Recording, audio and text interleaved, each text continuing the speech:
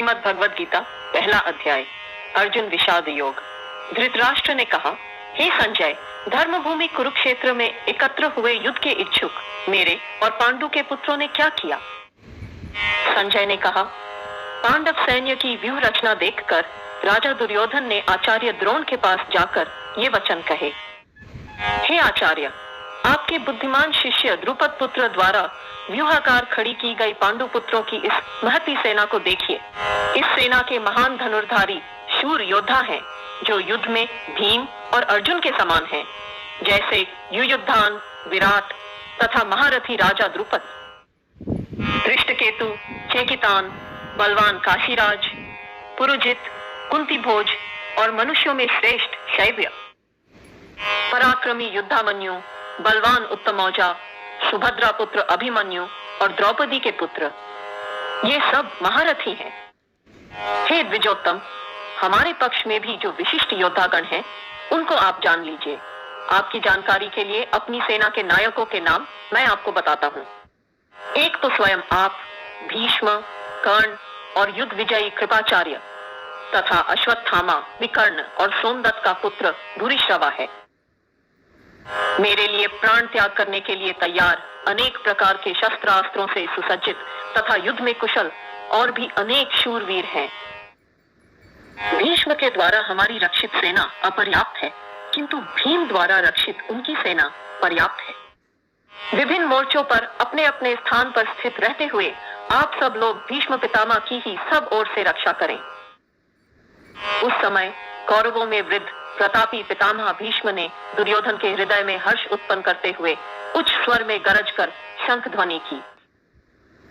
तत्पश्चात शंख, नगाड़े, ढोल व श्रृंगी आदि वाद्य एक साथ ही बज उठे, जिनका बड़ा भयंकर शब्द हुआ। इसके उपरांत श्वेत अश्वों से युक्त भव्य रथ में बैठे हुए माधव और पांडुपुत्र अर्जुन ने भी अपने दिव्य शंख बजाए। भगवान ऋषिकेश ने पांचजन्य, धनंजय अर्जुन ने देवदत्त तथा भयंकर कर्म करने वाले भीम ने पौंड्र नामक महाशंख बजाया।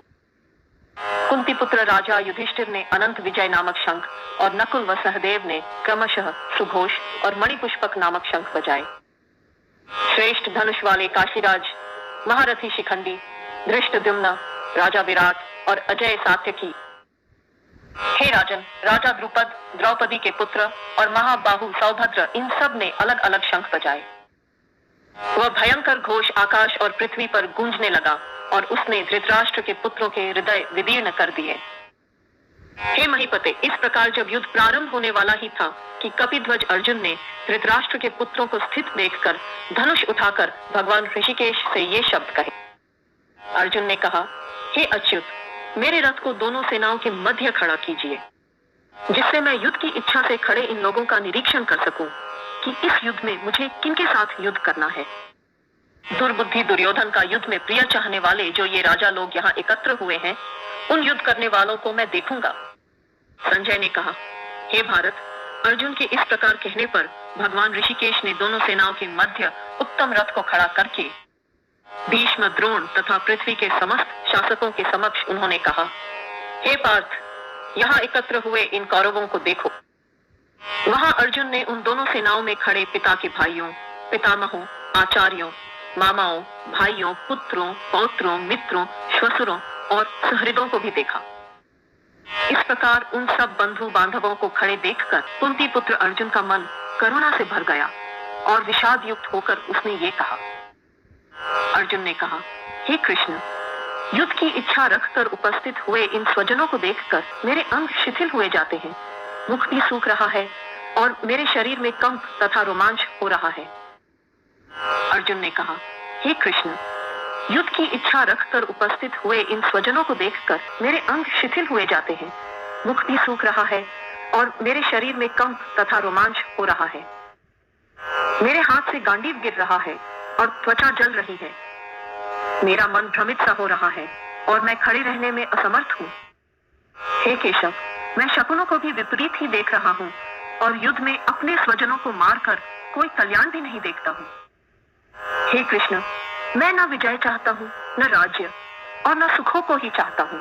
हे गोविंद, हमें राज्य से अथवा भोगों से और जीने से भी क्या प्रयोजन है।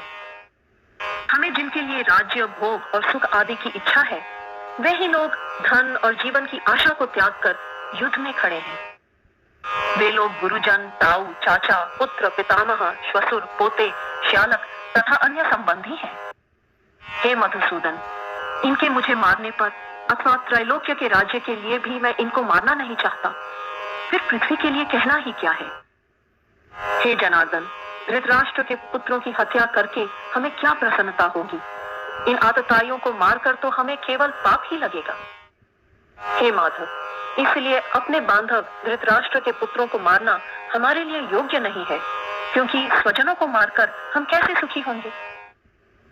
यद्यपि लोभ से भ्रष्टचित हुए ये लोग कुलनाशकृत दोष और मित्रद्रोह में पाप नहीं देखते हैं, परंतु हे जनार्दन, कुल क्षय से होने वाले दोष को जानने वाले हम लोगों को इस पाप से विरत होने के लिए क्यों नहीं सोचना चाहिए?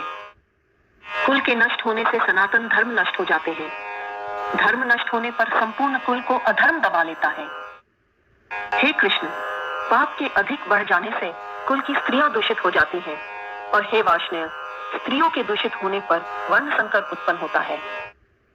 वह वर्ण संकर कुल घातियों को और कुल को नरक में ले जाने का कारण बनता है।